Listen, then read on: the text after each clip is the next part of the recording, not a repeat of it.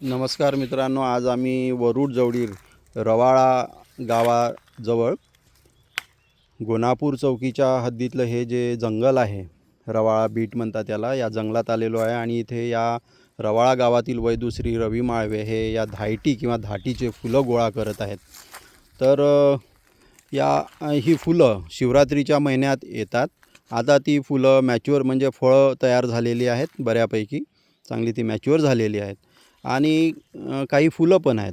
तर या स्टेजला काही फुलं असताना किंवा हलकेसे फळं तयार झालेले या स्टेजला ही फुलं गोळा करतात आणि त्याचा औषधी म्हणून वापर होतो.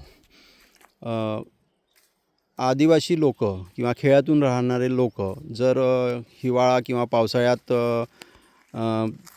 एखाद्या स्त्रीची डिलिव्हरी झालेली असेल आणि तिला थंडीमुळे आजार होऊ नये म्हणून मग या फुलांचा वापर केला जातो. तर किंवा झाला असेल थंडीमुळे आजार तरीसुद्धा या फुलांचा वापर केला जातो. ही फुलं आहेत त्याची अत्यंत सुंदर केशरी रंगाची ही फुलं वापरल्या जातात. आणि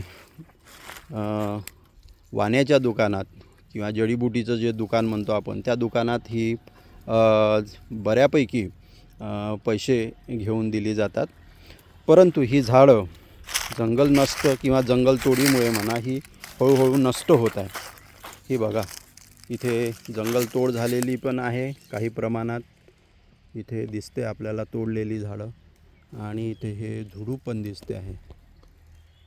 आणि महत्त्वाचं म्हणजे ही झुडपं सॉईल कन्झर्वेशनसाठी अत्यंत महत्त्वाची आहेत. इथे बघा, जिथे जिथे उंच भाग दिसतो तिथे ही झाडं तुम्हाला दिसतात, अशा उंच भागावर.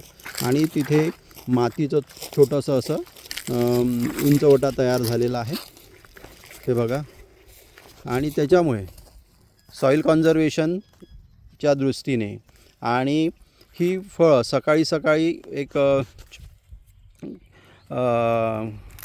गोड पदार्थ ते सिक्रीट करतात फुलांमध्ये.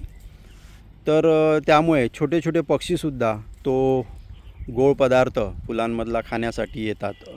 आत्ता आम्ही आलो तेव्हा काही चिमण्या इथे बसलेल्या होत्या आणि नंतर त्या उडून गेल्या.